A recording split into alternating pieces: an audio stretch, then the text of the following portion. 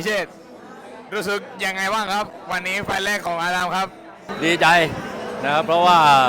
เราก็หยุดไปนานกลับมาทำร่างกายได้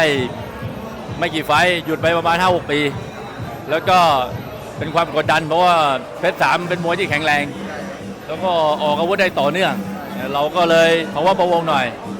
แล้ววันนี้เราก็ใช้อาวุธหมัดเท้าเข่าศอกได้ดีแล้วก็ประคับประคองก็ยก 2เราก็แพ้ยก 3เราชนะก็เลยวัดใจกรรมการที่ยกแรกก็เลยกลายมาเป็นชนะ2-1เสียงก็ดีใจคิดว่าต่อไปทุกๆไฟต์น่าจะเริ่มร่างกายกลับมาเข้าที่แล้วก็ดีขึ้นเรื่อย